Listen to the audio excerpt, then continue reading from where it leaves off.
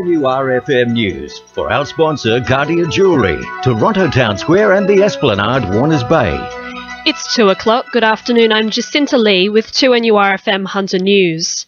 Adam John Medcalf was jailed for 13 years today for the savage attack on 2 women in Medowie last year. Medcalf reportedly struggled to reason why he struck the women on February 5th as he fronted Newcastle District Court, claiming his use of bodybuilding supplements as a potential factor. Medcalf applied 3 metres of electrical tape to his victims' faces, and one of the victims suffered a broken jaw. He has been sentenced to 13 years with 9 years and 9 months non-parole. A man who defrauded a horse stud near Murrundi has been sentenced to 12 years jail. The district court heard Rajesh Apadyaya defrauded the Emirates Park stud between 2005 and 2010, producing sham invoices totalling almost $15 million and writing more than a dozen cheques. The former stud co-director has been found guilty of 14 fraud-related offences and will not be eligible for release until 2023. Wallsend MP Sonia Hornery says she is disappointed over the allocation of new police officers in the state, after only 3 officers were allocated to the widespread Hunter region. Commands at Maitland, Lake Macquarie and Port Stephens will each receive 1 new police officer, while no officers were provided for Newcastle commands. Ms Hornery says Newcastle Police would be better equipped to handle emergencies if they had more staff on board. You'll hear and you'll see in social media that many people are complaining about the fact that they've reported recently to police about the car accident or a break-in, and police have simply said, look, we'd love to help you, but we're just too busy and we can't make it. What that indicates to me is that we need more staff. Maitland could finally be getting an intensive care unit with expansions planned for the private hospital in the next year. A business plan has been drawn up for the new ICU in response to a reported desperate need for a closer option to John Hunter and the Calvary Mater. Plans for the Lower Hunter Hospital at Metford are, however, at a standstill. Maitland MP Jenny Aitchison says public patients deserve more. I think that the government needs to be doing more. This is privatisation by stealth. You starve the public system of resources, and that means that the private sector will be able to fill that gap. It's great to see that the private hospital in Maitland, which does contribute a lot of good to our community, is going ahead. But we are just needing so much for the public health system.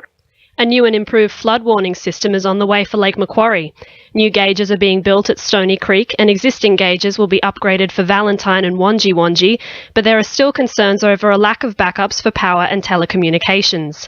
Lake Macquarie Councillor Brian Adamthwaite says the new system must accommodate this. I think we need to, as a broader thing, particularly through state government, look at the need for electrical backups for our communication systems, and the various telco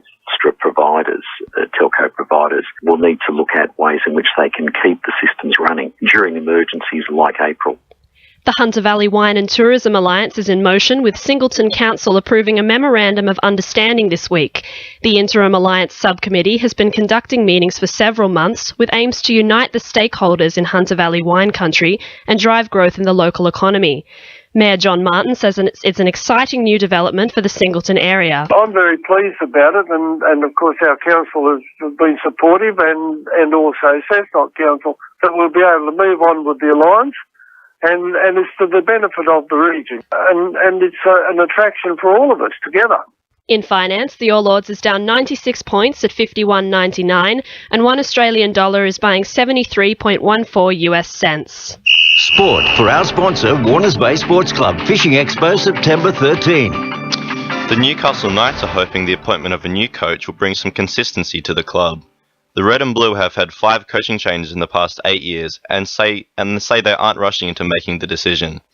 A number of hopefuls are being considered for the role, including the likes of Nathan Brown and Jeff Tuvey.